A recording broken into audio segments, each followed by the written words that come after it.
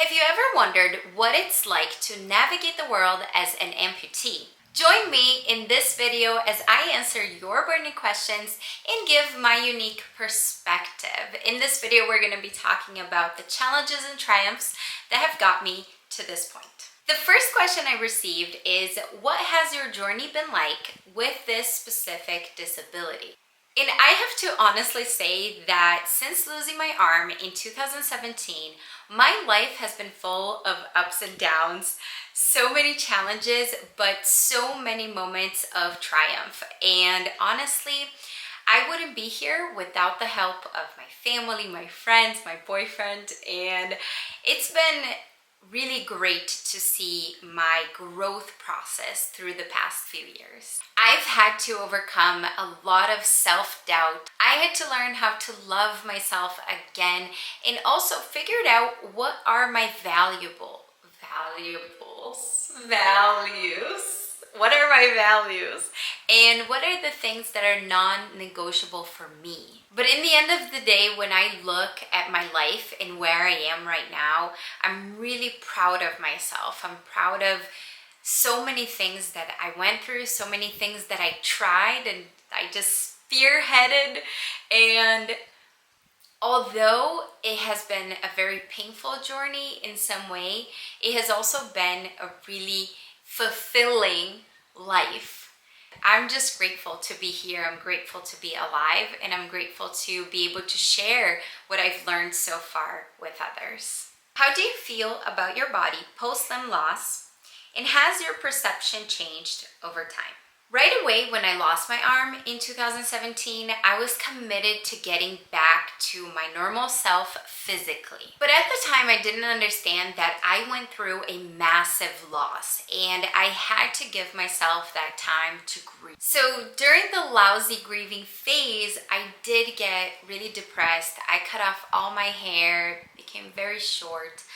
I also gained quite a bit of weight, and because I wasn't eating anything healthy, my skin started breaking out a lot. So I took this bad situation that I was already in, and I was able to make it even worse by not taking care of myself. Finally, I looked in the mirror and I realized that if I didn't love myself, who was going to love me? So I decided to dive deep into my own personal development. I learned how to find values and things that I stood for. I learned to navigate relationships and be able to say no to people.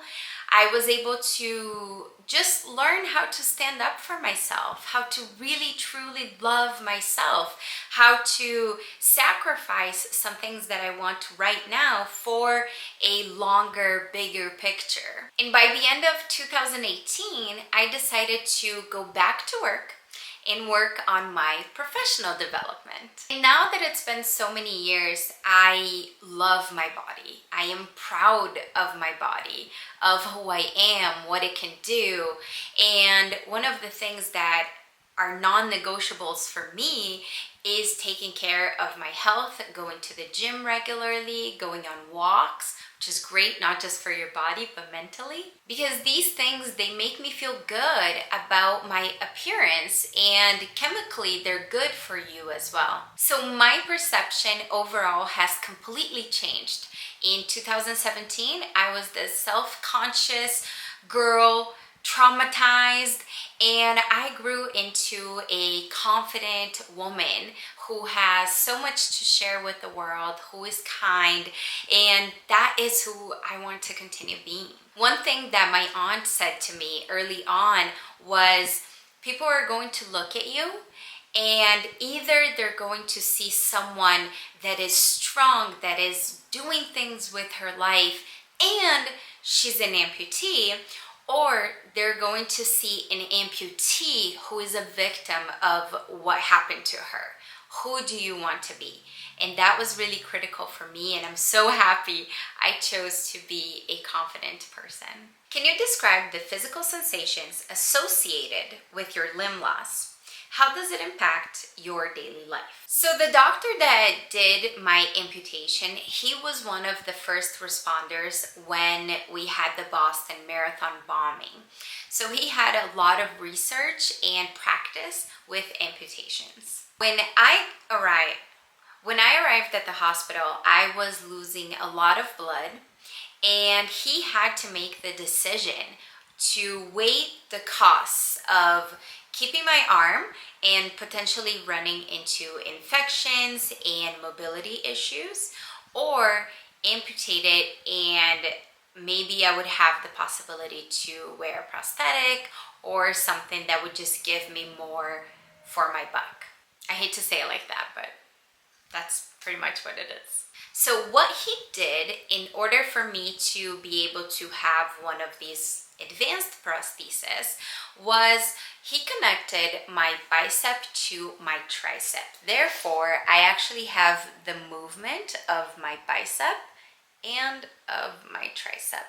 So because they are connected together, I could have a prosthesis that is more advanced, that works with electrodes, and basically they would go here and the movement of these muscles would help in the movement of the hand. I do have quite a bit of sensitivity where the scar from the skin graft is, and especially in this inner side, so I do try to be very careful with it. Sometimes I'll get a lot of blood flow, which can cause this little redness and my arm to become very hot. So what I do in those cases, I prop it up with a pillow or something and just let the blood flow back into my body and allow my arm to rest. I find that doing exercises for my chest and my back has helped me tremendously with mobility as well. So I'm able to pretty much move it around as best as possible. And the way that this impacts my life is mainly physical, so I do try to be cognizant of my surroundings. So if I'm in a close proximity with someone, I let them know that I don't have an arm so they can be more aware of their surroundings as well. And in the end of the day, there are things that I can do and there are things that I can't. So just like with people out there in the world, I think it was important for me to learn how to ask for help because I've always been very independent. However, when I see that I'm not going to be able to do something on my own, I just ask for help and it is what it is. But most things I am able to do, and I like doing it and showing it to people just to really get that point across that this is not a disease. I'm able, I'm functional, and I can do a lot of things on my own. In your opinion, what are some common misconceptions or challenges faced by individuals with disability in society? The biggest misconception that I see is when people look at someone that has a disability, they may automatically think that that person is less capable. And maybe physically they are, but that doesn't mean that they are mentally as well. And I follow some people that have a disability on the internet, and they are superb. They are doing amazing things with their lives.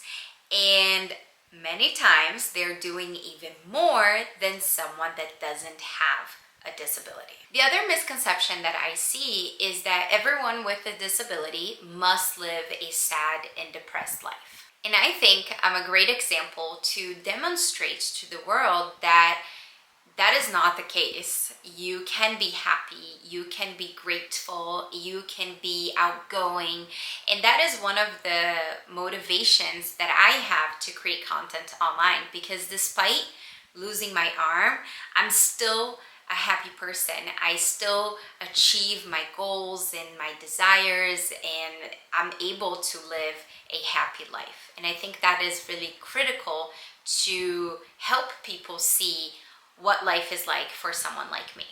And the physical challenges that I go through on the day-to-day basis are pretty much the norm indoors of design. I used to go to this gym that had an equipment. you had a lot of weight on your shoulders, but the way that you could stop the machine was all the way in the other side. And because I thought that that was a dangerous situation for me to get myself into, I decided just to not use the machine, period. And since we're talking about design, there is one soap dispenser that I absolutely hate because you pump over here, but essentially you're supposed to use your other hand to grab the soap. It's very far away. Often I'm able to pump using my thumb and kind of making this cup with my hand, and I'm able to pump right on my hand. But this one has this long thing that it's just, I can't do it. So, you know, those are the little challenges that I and so many other people with disabilities encounter. It's mainly in how things are designed. How do you think art and fashion can contribute to better representation and inclusion of people with disabilities? So going back to design, are you able to put on a piece of clothing, a shoe, an accessory using only one hand? It's a matter of thinking about your audience. Who's going to be wearing it? Who is your customer? Because when you think about creating something that people that have a disability can use, those are the people that you have to include in your design, in your testing phases, in making sure that they can contribute to what you're creating. So we call this co-design, right?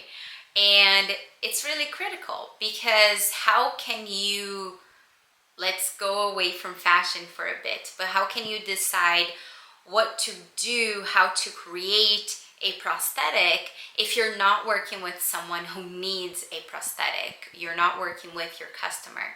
So many times the people that you're creating for, they could co-design with you. And I think that is a very powerful way to create something that is actually meaningful for someone or a group of people. Back to fashion, it's important to consider, can I close the zipper with one hand? Can I close the buttons with one hand? Can I tie the knot with one hand? A key thing that I look for is, can I put this on my own, or do I depend on somebody else helping me? Lastly, I do want to talk about representation. Obviously, you want people to be competent in doing the work, but I think it's amazing to see people that have a disability but have also made their way into the movie industry, into the fashion industry, into the online world, because it is so motivating. It's motivating to me as someone with a disability, but I also think about the kids. There are a lot of kids that are born with a disability, that are born with a missing limb, or have some other issue that they have to deal with at such a young age. And I think having that representation and being able to see people that have accomplished great things despite also having a disability, it's really motivational. And that is something that I'm really passionate about. I really hope to be an inspiration for the next generation. So with that, I think we're good for this video. Thank you so much for watching. Please subscribe to my channel and come with me in this journey of self-love, self-discovery, motivation. I share a lot of my learned lessons here, so I hope that I will see you in the next one. Okay? Take care.